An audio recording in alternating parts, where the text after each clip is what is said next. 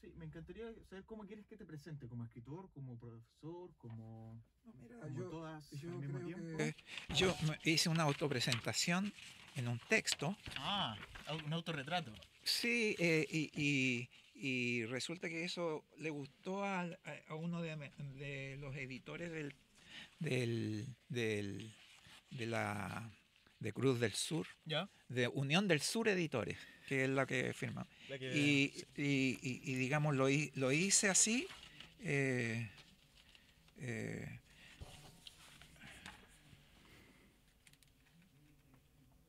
y se llama Carpe Diem. Ya, entonces yo creo que mejor que te presentes directamente con eso. Bueno, soy Luis ¿Te Achín parece?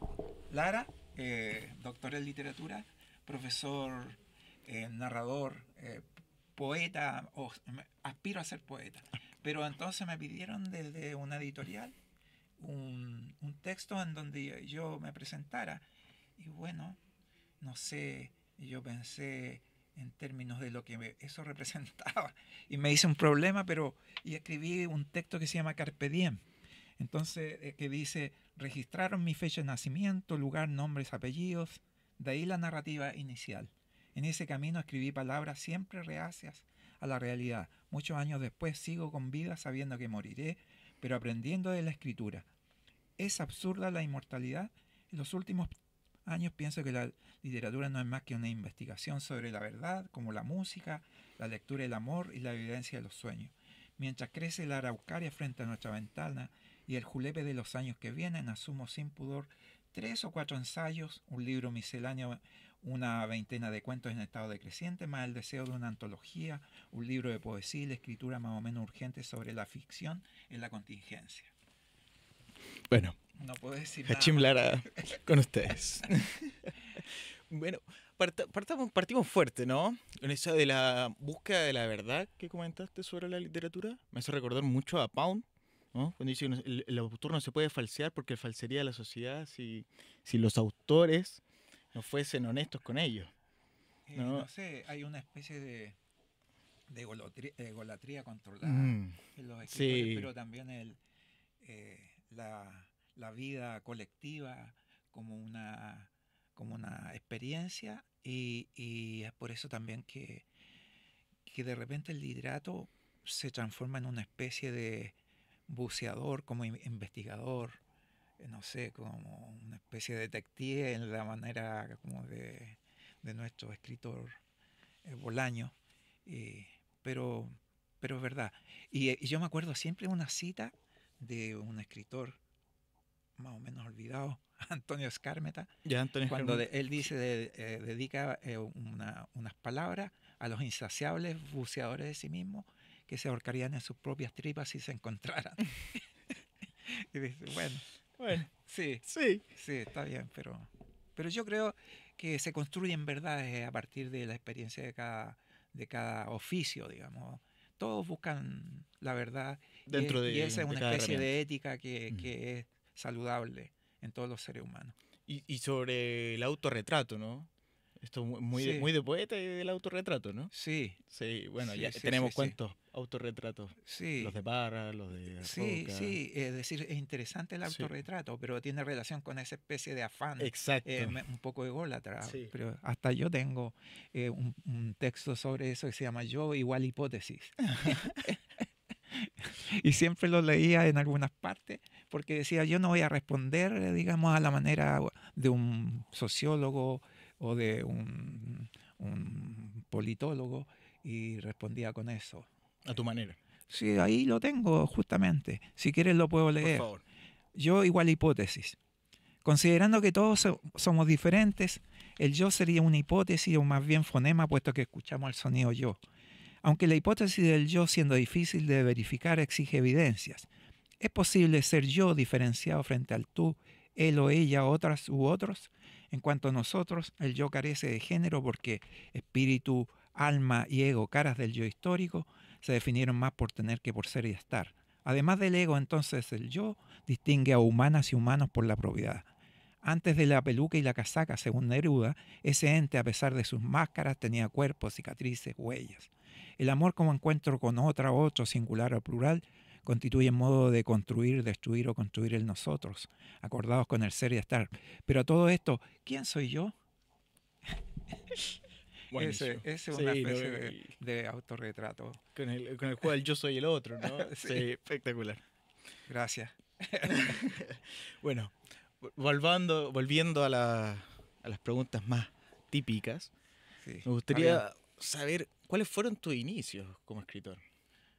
Eh, Bueno, nosotros estuvimos conversando un rato antes sí, y te comentaba que yo te había conocido a ti a través del ensayo que hiciste sobre sí, Peso Abeli, que eso, te nombramos aquí en un que me podcast, gustaría en este mucho. podcast, Sí, más de un año ya, pero me gustaría saber de ti, ¿cómo fue para ti? claro, una genealogía personal. Sí, y yo pienso que yo nací en un hogar, en una casa con padre y madre y 8 hermanos. Era imposible estar solo. Y yo parece que quería estar solo, porque es difícil encontrarse o buscarse a sí mismo En otro. con tantos hermanos. Entonces, me acuerdo que el único... eh, descubrí la lectura. Increíble, no sé cómo, pero la lectura es el primer paso de la escritura. Por eso a veces la gente que lee mucho escribe, no escribe tal vez caligráficamente, pero escribe en la cabeza. Entonces yo creo que el inicio de mi pasión lectora fue el inicio de mi escritura. Y yo creo que escribí un ensayo sobre eh, el pensamiento céntrico, concéntrico y excéntrico. Y era un ensayo para entender un amigo mío que conocí y que lo conocí en circunstancias así pendencieras, porque éramos pendencieros, es decir, a pesar que yo nací en Linares, una provincia que tiene como fondo así la cordillera, eh, es un pueblo así muy limpio, pero muy conservador, pero con un grado de violencia terrible.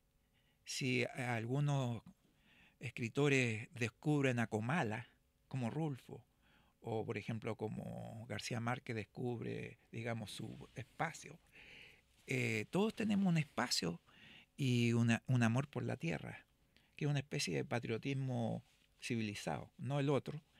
Y entonces éramos increíblemente pendencieros, pero más por defensa que por agresividad, para defendernos. Y entonces ahí cada uno buscaba sus maneras de indagar sobre su propia condición. Entonces yo leía mucho, leía muchísimo, muchísimo. Yo pasé por todo, es decir, por las novelas de vaquero, por las novelas de Corín Tellado, porque quería ver qué era eso. Después llegué a Henry Miller, David Herbert Lawrence, es decir, escritores contundentes norteamericanos y novelas, y leía, pero era omnívoro porque leía de todo. Creo que leía poesía. Me acuerdo que una vez sin querer memoricé un poema para un cumpleaños de mi mamá, memoricé un poema de Gabriela Mistral. Y mi mamá me dijo que de dónde lo había sacado. Yo le dije que no era mío, que era un poema de Gabriela Mistral y se lo recité para ese cumpleaños. Y descubrí que el efecto fue increíble. Y bueno, y después ya escribía, pero tenía esa ambición por descifrar ciertas cosas. No eran literarias, fíjate que leía mucho texto, es decir, de explicación sociológica, de filosofía, textos sociales, políticos, sociológicos, etcétera, etcétera. Leía mucho. El tipo que sonaba de repente como en los diarios lo tomaba y indagaba sobre eso. Entonces llegué a la universidad sin pretensión literaria de ningún tipo, más bien tratando de eludir el servicio militar. Y llegué a la universidad y en la y bueno, además hay que decir que mi familia no era letrada. Fui el segundo hijo que entró a la universidad, una familia de iletrados y, y analfabetos satisfechos, que llegó a la universidad junto con otro hermano. Y ahí, uf, ahí fue todo un descubrimiento de vida. ahí llegamos al momento de la contracultura en la sociedad chilena. Leía, pero leía como los demonios, de todo, pero leía poesía, empecé a leer poesía. Y era increíble leer poesía en Valparaíso, que era como una ciudad que salía de todos los moldes, y, y era increíble porque fue como descubrir el paraíso de todo lo que uno deseaba desde el punto de vista social, el desorden y el orden al mismo tiempo. Y además llegué en los años 70, que era increíble. O sea, ahí leí mucho a los beats Ya. y pensé que los beats eran un fenómeno más que también se daba en la cultura chilena. Sí, La contracultura estaba ahí. es muy extraño eso. En Chile Sí, hubieron muchos fitness, bueno, incluso ciertos inicios de sí, claro. Rodrigo Lira, Sí, sí, em, sí. En la poesía sobre todo. Y ¿cuántos poemas en de la Claude narrativa Ginsberg? también, ¿ah? La Ujú. narrativa también. Polidela, ¿no? Polidela, ¿no? Claro. Sí, Jerez, el de la Cichoneta Blues, que ya ni me acuerdo, y otro, y poesía. Y además que había gente que escribía poesía, no les interesaba decir, ellos se definían a sí mismos como poetas y tenían un circuito y escuchábamos poesía y a veces leíamos nosotros también nuestras cosas y nadie se creía diferente a los demás. Vivía una especie así como de de horizontalidad increíble, hombres, mujeres, de todo el sistema de diferencia se da ahí. Y, y bueno, fue intenso porque participábamos de todo, participábamos trabajando en las poblaciones, instalando esos departamentos armables arriba de los camiones, bueno, no sé de qué, de la KPD era, y era increíble, decir, independiente de lo que pensáramos, ¿ah? Entre Claro. paréntesis, porque había un respeto absoluto por la diferencia. Entonces, de todo, eran todos los tipos que estaban buscándose y se encontraban o no se encontraban, porque también algunos no se encontraban. Así que eso fue, digamos, la etapa inicial. Eh, y leí mucha poesía francesa también, escritores franceses, y los institutos de cultura eran súper, estaban bien dotados de libros, así que yo sacaba música, descubrí a Bob Dylan, a Leonard Cohen, eh, y escritores, o sea, y músicos franceses que eran trovadores, poetas y músicos. Vos. Y qué increíble, pintores también. Es decir, no, si vivíamos la cultura como una noción de cultura extendida, no así como escritura solamente, no, el arte en toda su dimensión. Un poco como lo del oficio que habla Vallejo, ¿no? Que no, uno no puede mutilarse de los oficios que son Sí, externos claro, a es la que son escritura. propios de la existencia y Sí. de la vida que uno está llevando. Es decir, para nosotros obligatorio, por ejemplo, no, nosotros de repente no, nos sentíamos, mira, algunas veces salíamos, por ejemplo, salimos mucho a los países colindantes, Perú, Bolivia, Argentina, por razones culturales y académicas, y nos dábamos cuenta que nosotros afuera nos preguntaban por Neruda y nosotros no podíamos decir mucho de la biografía de Neruda, pero sí podíamos recitar poesía de Neruda y de memoria los tipos quedaban para adentro, y además quedaban para adentro porque nosotros íbamos con compañeras, amigas, y ellas vivían las mismas cosas nuestras de la misma manera sin distinción genérica, ¿me entendido? ¿No? Y ellos les sorprendía porque no estaban viviendo todavía eso y realmente les impresionaba mucho. Así que bueno, a los argentinos no tanto porque ellos también vivían eso. Vivían Sí. así, sí. Bueno, eso considero yo que es un inicio. Sobre, comentaste al principio de que tú con tus amigos cada uno escribía ciertas cosas, tus ensayos, para poder entender mejor. Me gustaría que me explicaras cómo es esa búsqueda a través del ensayo y aparte, si es que esa qué pasó con esa búsqueda, que sé que estás alejado ya del ensayo, si hubo un tipo de ruptura ahí en ese tipo de búsqueda o cuáles son los motivos. No, mira, por ejemplo, ensayo yo escribí... uy, espera, que aquí tengo que ver. Bueno, yo escribí en orden decreciente textos en perspectiva de aclarar no solamente a mis alumnos en los cursos de la universidad, problemáticas de tipo cultural y literario. Entonces yo tenía dos áreas. Uno eran las letras coloniales y lo otro era la escritura creativa. Entonces, en términos de letras coloniales, yo escribí un ensayo que se llama Suma de libros y autores del periodo colonial, que fue publicado en la Universidad de Playa Ancha en 2012. Y después Carlos Pessoa Belli, Alma Chilena de la Poesía, que es el que tú conoces, de 2005. Y también 3 estudios sobre el pensamiento crítico de la Ilustración americana, que me lo sacó la Universidad de Alicante. Y esos ensayos y otros los escribí primero. Algunos piensan que, que la irrupción, que la invasión española en América a nosotros nos dio una impronta, por supuesto, muy fuerte, en el sentido de uniformar la lengua con la que en el futuro nos íbamos a desempeñar como sujeto, sino también esas culturas que no se consideraban cultura, además. Entonces, esos fenómenos tienen relación con nuestro origen, es decir, con los pueblos originarios, en donde nosotros aplicamos categorías que del punto de vista de esos pueblos originarios a ellos no les tocó de manera violenta, y explicar eso no es fácil. Entonces, claro que me vi en la obligación de escribir sobre eso. No sé si lo hice bien o mal, pero sí que desde una perspectiva absolutamente respetuosa de esa cultura y de esas lenguas que están en franco retroceso, y que significaron que se impuso una cultura eurocéntrica, por decirlo así, y que ellos fueron incorporados no de manera precisamente natural, sino mediante violencia.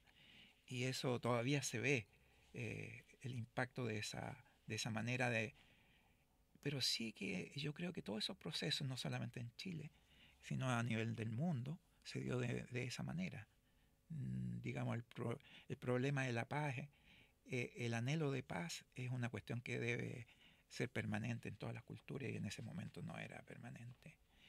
Y el otro, el texto de Carlos Pessoa Belli, es un texto que trata de indagar en el funcionamiento de ciertas poéticas que tenían relación con los sectores, digamos, populares, que fueron incorporados por este poeta a partir de su propia vida, y además que dieron origen a lo mejor de la poesía chilena.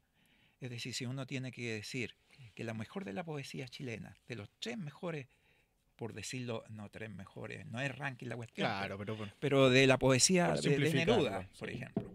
Neruda recupera ese erotismo que es propio de... tú nombraste ese poema. Teodorinda, que estoy Teodorinda, sí.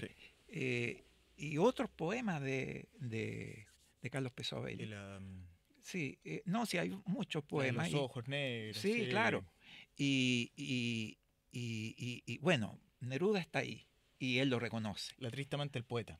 ¿Cuál? La triste amante del poeta. Y también ese, sí. Claro. Y está también cómo Gabriela Mistral incorpora ese hallazgo musicalizado de la poesía para los niños, las nanas infantiles, cómo las descubre a partir de Carlos Pessoa Belli. Y cuando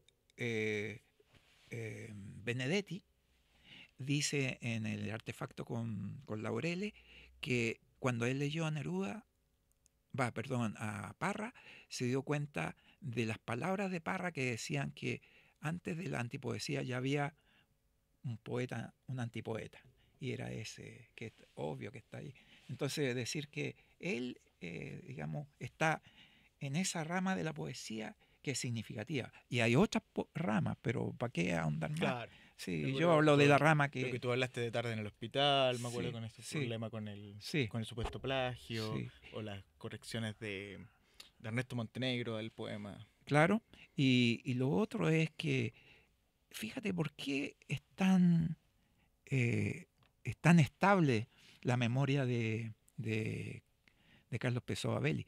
Y además Carlos Pessoa Belli tenía 28 seudónimos, y Carlos Pessoa Belli también es un seudónimo, se llamaba Enrique Moyano, Moyano. tengo para allá. El Lord Spleen, le Sí, decían. claro. Y murió de 28 años. Y de Tizi, más. Claro, entonces es un tipo que 28 años, joven, muere en la flor de su juventud y que haya hecho tanto. Y además recuperé algunos textos inéditos. Falta, yo creo que esas tareas del futuro, es decir, que alguien descubra realmente todo lo que escribió con seudónimos Carlos Pessoa Belli. Eso hay que hacerlo.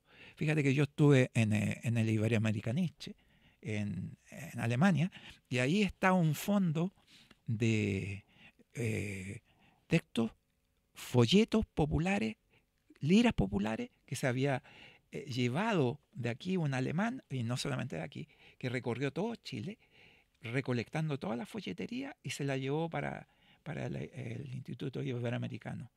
Y ahí, eso sí, que ellos lo cuidan increíble, Sí. lo cuidan mucho. Aquí hubiera desaparecido. Pero ahí estaban, por ejemplo, casi todos los textos y folletos y liras populares escritas con seudónimos de casi todos los poetas populares, incluso de Francisco Pessoa, Canto a la Pampa. Y entonces, ¿qué pasa? Que ahí yo creo que están algunos cuentos de Carlos Pessoa Belli y hasta los cuadernos militares de Carlos Pessoa Belli. O sea, Carlos Pessoa Belli sigue siendo inédito. Y algunos dicen que, bueno, amigos míos y colegas, dicen que en realidad ya se puede hacer una antología. Yo creo que no. De obra completa de él, no, porque es una obra incompleta. Todavía sigue siendo incompleta. Yo recuperé algunas liras populares y las puse en mi libro, o sea, en ese sentido. Sí, están creo ahí. que fue uno de los pocos. Pero, Incluso tú haces una corrección sobre el poema Nada. sí, Nevikata y su relación con Nevikata. Exactamente. Sí. No, De una y en poeta. otras ediciones nunca aparece Sí, aquella Ada corrección. Negri parece que se llama Sí, la poeta italiana. Exactamente. Sí, Ada Negri. Exactamente. Sí. Que bueno, fue muy basureado también en cierto Sí, aspecto. pues mirarlo como un típico producto de poesía vulgar ya es un problema. Sí, es decir, no es, ese rebajamiento no del es, modernismo. no es correcto. Es decir, uno tiene que respetar un poco. Bueno, Carlos Pessoa Belli se reía de la poesía cursi de muchos tipos que recitaban a la latigazos luna. para algunos ratas Ah, poetas sí. de la No, era un literatura tipo chilena. agresivo, ¿no? Bueno, quería saber por qué estás escribiendo poesía ahora, Uy, qué extraño, sí. ¿no? Hemos venido ya que en un camino sobre tu escrito, sobre tu trabajo, donde solo has nombrado que has leído poesía, pero últimamente eres un escritor de poesía. Mira, yo, es decir, primero escribí dos textos de cuentos sobre homúnculos y humanoides. A ver, espérate. No, es de los más tardíos a los más antiguos. Publiqué el Abecediario del Fin del Mundo, Oxímoron 2018. Y es un texto, Abecediario del Fin del Mundo. Y es un texto que está diseñado y tiene, ¿viste? Donde hay términos abecediarios: abeja, sedía, agua, adánico, allende, América, amor, antifascismo, antisocial, apocalipsis. Es decir, es la A, pero llega hasta la Z. Entonces, aquí mezclo textos que tienen, son micronarrativas, pero la micronarrativa, bueno, el mismo Edgar Allan Poe decía, y Chekhov decía que el cuento está más cerca de la poesía que de la novela. Entonces, si es así, hay que sentir la sintaxis poética en el texto narrativo. Y eso no lo hace cualquiera. Lo hace el viejo Borges. A mí me encanta Borges. Desde los 18 años entendía Borges. Y andaba con ese antiguo texto verde, de tapas verdes. Sí, el de Claro. tela. Sí, con ese de la antología, con ese andaba siempre debajo del brazo. Pero era un exceso, yo creo. Sí. Propio del lector de Borges, ¿no? Sí, claro, pero sí que escribí entonces, después, el primer texto narrativo sobre homúnculos y humanoides, con cuentos, y 10 cuentos más La energía del volcán, que es como el último libro que escribí. Pero ahí, en esos cuentos, esos 10 cuentos más La energía del volcán, estoy experimentando con esa especie de problema, cómo integrar la poesía en la palabra, digamos. Y entonces, por lo tanto, me fui a lo más difícil, tratar de escribir poesía. Y eso es, digamos, un empeño que me ha hecho feliz. El otro día estaba escribiendo, tú sabes que 20 poemas de amor y una canción desesperada, y conversando a los que se quiere olvidar, pero resulta que como uno se encuentra, por ejemplo, en congresos afuera, sobre todo en Europa, que tuve el privilegio de conocer y viajar por razones académicas, y los tipos preguntan por Neruda, y los chilenos no. Tenemos un modo de hablar que casi tiene ese sentido de uso de palabras de los poetas fundamentales. Somos a veces muy chistosos en términos parreanos, pero es demasiado serio de repente en términos nerudianos. Y mistralianos Y también somos. mistralianos, Sí, mistralianos. culposos también. Claro, entonces ahí me di cuenta que estaba indagando. Ahí hay una foto Sí, del de estudio homenaje del a los 100 años del poema 20, porque se cumplen Neruda el joven. 2000. Usaron esa Claro, foto también, ¿no? sí, en 1924 escribió él ese texto, y él tenía 20 años. Entonces andaba con chambergo y abrigo negro, etcétera, un tipo. Y este poema, no sé si lo podré leer, pero es un Adelante. homenaje al olvido que se ha tratado de hacer de nuestro poeta fundamental. A 100 años del poema 20, tanto reprimidos como reprimidas por la necrofilia de la historia, o víctimas de sí mismas, ojos en la cordillera naciendo, muriendo. La poesía entonces sin límites, los poetas, canta la vida en la espera, pasión que se viene, que se va, 20 poemas de amor y una canción desesperada, memoria persistente como la cordillera, volcanes al revés, en lagos espejos, lluvia sin estación. Entonces, mistralianas, nerudianos, al unísono cuerpos y extravagarios, ojos largos de amor descarados, finan la perla de las ostras, caracolas, caracoles, conchacuestas en el tole-tole, 20 poemas que los y las poetas dicen, no los dicen o niegan que los dicen, al imperio de la canción desesperada, pero donde no hay olvidos. Ese poema se me ocurrió porque es un homenaje. De repente uno dice, vamos a ver poesía de Neruda. No vamos a ver la vida de Neruda, vamos a ver poesía de Neruda. Entonces, y casi Respecto todos de la... escriben a Neruda, Sí. y sin problema. Y a veces hay problemas muy malos sobre Neruda, y yo creo que en eso me clasifican. Pero aprendo de a poco. Así Ay, que, pero eso es. Entonces estoy escribiendo poesía y pretendo sacar un texto que, que igual trata de mezclar, viste, así, poesía y prosa. Incluso hay un ensayo, eh, una prosa poética, ¿no? claro, sí, así le llaman, pero creo que incluso si uno deconstruyera el poema y escribiera, digamos así, seguido, uno, digamos, podría justificar por qué es escritor y no es solo narrador y poeta, porque esas son categorías que son parte de una manera de entender la cultura. Yo te hablaba la otra vez que mi hija, con su pareja, Fello, se fueron a España, y están en un pueblito, y en ese pueblito habían bodegas grandes, así, de fábricas, pero que fueron heredadas por los trabajadores y los hijos de los trabajadores de esa empresa. Y ellos hacen actos culturales, ahí trabajan, y ahí había un rayado que me llamó la atención. A mí me gustan los rayados, y escribí un poema sobre rayados, no, un ensayo sobre los rayados y la genealogía del rayado, y que tiene sentido poético, que yo lo leí, y un tipo que era director de una revista que se llama, hoy, ¿cómo se llama? La nave de los locos, pero en latín se llama. Entonces ahí me metió esto porque le pareció que era increíble. Bueno, y yo de repente anoto los rayados que veo y había un rayado que decía, donde no hay cultura, la violencia se transforma, perdón, en espectáculo, eso es. Donde no hay cultura, la violencia se transforma en espectáculo. Y bueno, yo creo que eso es obvio a nivel de todo el mundo. Estamos viviendo la violencia de manera terrible y es real. Y, pero eso tiene causas. Se habla del fenómeno, pero no se habla de cómo se gesta esa. Entonces podríamos decir a partir de dónde se gesta esa violencia. ¿Cuáles son los... Oye, nosotros hemos tenido muchos genocidios, no muchos, dos genocidios fundamentales. El primer genocidio es la invasión española en América.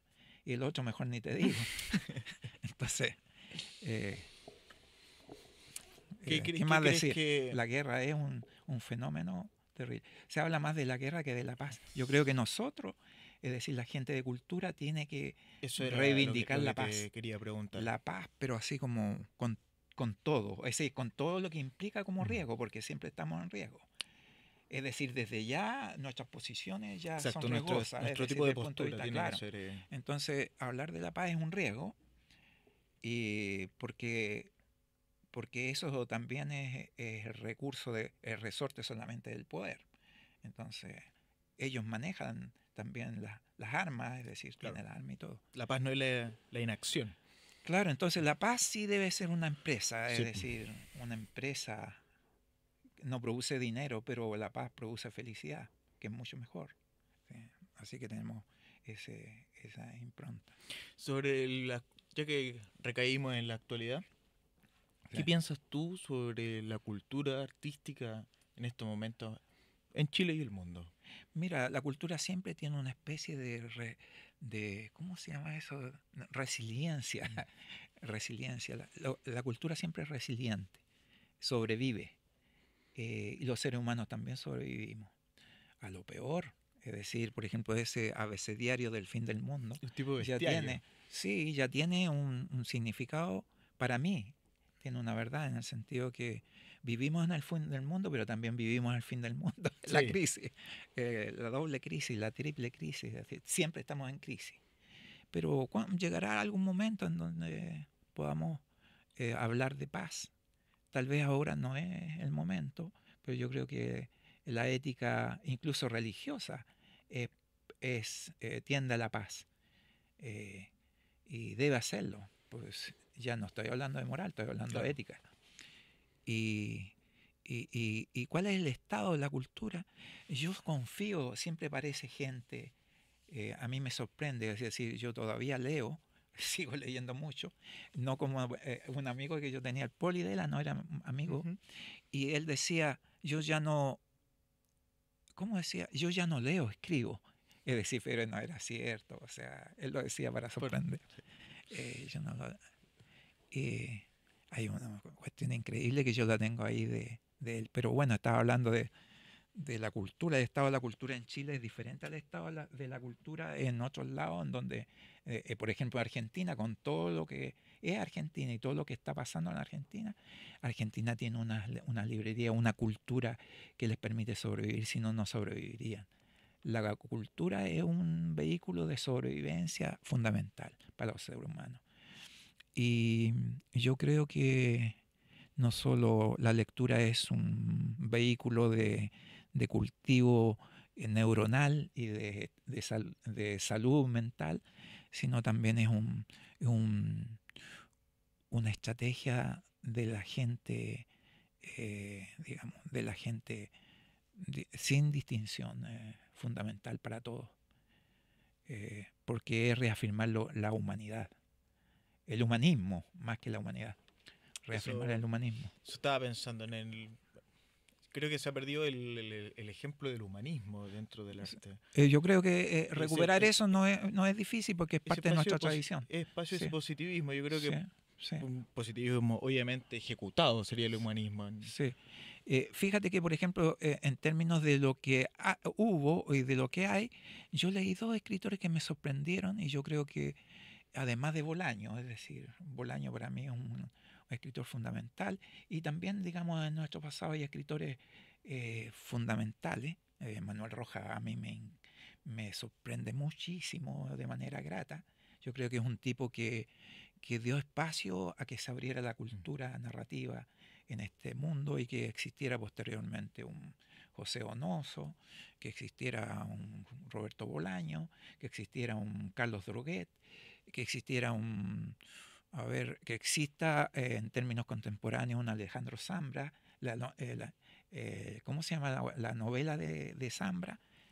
Bueno, tiene Poeta varias, pero chileno, parece. poeta chileno. Poeta chileno, y también de Benjamín Labatut, La Batut. que también es un tipo sorprendente, con todo lo que digan los críticos, pero yo creo que en realidad uno no debe leer críticas de novelas y cuentos, después lee críticas, después pero para poder confrontar y hablar, pero aquí parece que es al revés, es decir, primero se leen las críticas. Y me acuerdo de mi maestro, de Borges. Borges decía que alabar o destruir son operaciones sentimentales que no tienen nada que ver con la crítica. Entonces aquí estamos en esa, es decir, están en esa, no estamos. Así que eso es. Así que eso. Bueno, Sí. por último, ¿dónde podemos encontrar tu obra? Mira, yo había... mira, en la comuna, casi siempre mis textos llegan a la comuna. Ya. Porque tú sabes por qué. Sí. Pues, bueno, es inevitable, pero... Y llegan a la comuna y de ahí se distribuyen. Pero quienes me han acogido, pucha, hay una librería que se llama Flor de Papel, Sí, sí. de Luis Cruz. Ahí hay textos nuestros. Es decir, yo creo que en primera instancia a mí me publicó Libros de Mentira de Luis Cruz. Después me publicó Oxímoron. Ujú. Sí, Oxímoron. Y después Palabra Editorial de la Eugenia Prado. Y yo creo que ahora voy a publicar poesía en una editorial, Étnica parece, que está asociado con nosotros, con Unión del Sur Editores, que tenemos más contacto con la gente de afuera que acá. Y eso, esas son. Y parece que está en Merced 300, algo así, frente a la librería El Cid, de libros viejos. Ahí está. Sí, o ¿cómo se llama el...? Sí, ahí Flor de Papel se llama la librería. Sí, que está en Es de Merced. Luis Cruz, es de Luis Cruz. Ya, Sí, perfecto. sí. Bueno, ahí te encontraremos. Te agradezco mucho que hayas Oye, no, venido yo a la a ustedes. entrevista. Y yo creo que los vamos a invitar a la SECH, porque este Vamos a programa no invitarlos se a la puede. SECH. Sí, a ver, Sí, vamos y a que demuestren invitarlos. así cómo hacen el programa y se lo demuestren y cómo Tengo que ir a conversan pagar- con los Tengo que ir escritores. a pagar mi carnet, sí, de nuevo. No importa, sí, yo creo que está. Se lo Sí, pide a Patricia. no. Sí, Patricia bueno, Streeter. es que Sí. ya se me sacó 2 veces la foto ya. Sí, claro. No Sí. debe estar muy amable. No, si ella tiene toda Sí, la... no, Así que no. simpática ella. Te pones al Muy día y amable. toda la cuestión y eso. Así Bueno, que, muchísimas gracias. no, gracias a ustedes. Que estén muy bien y los felicito por su iniciativa. Y yo creo que es cierto que deben haber volantines de cuero que hablan aquí, pero espero no haber sido uno de ellos. Bueno, gracias. Muchas gracias a ti.